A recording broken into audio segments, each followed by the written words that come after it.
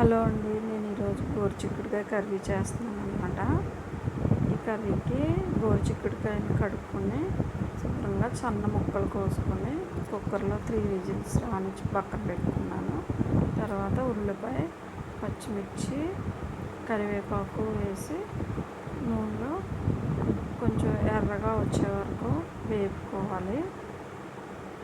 వేపుకున్న తర్వాత ఉడికించుకున్నటువంటి గోరుచిక్కుడుకాయ ముక్కలన్నిటిని ఈ ఉల్లిపాయలోకి వేసుకొని బాగా కలుపుకోవాలండి. ఎందుకంటే గోరుచిక్కుడుకాయలు డైరెక్ట్గా వేస్తే అవి మగ్గవు, తొందరగా గట్టిగా ఉంటాయి కదండి ఇవి. కానీ కూర చేసుకుంటే చాలా టేస్టీగా ఉంటాయి. ఓపికగా కోసుకొని కుక్కర్లో వేసుకొని విజిల్స్ రానిచ్చుకుంటే కర్రీ గమ్మున ఉడికిపోతుంది, ప్లస్ మెత్తగా ఉంటుందన్నమాట. ఈ కర్రీ వండుకోవడం కూడా సింపుల్గా మనకి అయిపోతుంది.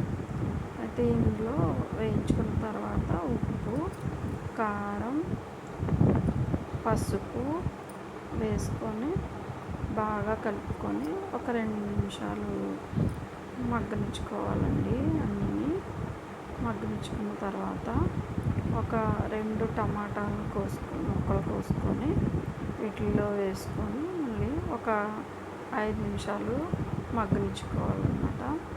మగ్గనిచ్చుకున్న తర్వాత జీలకర్ర, వెల్లుల్లిపాయ కొంచెం తీసుకొని దంచుకొని మెత్తగా ఈ కర్రీలో వేసి మెత్తగా అయిన తర్వాత కర్రీలో వేసుకొని కలుపుకొని మళ్ళీ ఒక 5 నిమిషాలు మగ్గనివ్వాలండి. అంతే, గోరుచిక్కుడుకాయ కర్రీ రెడీ అయింది.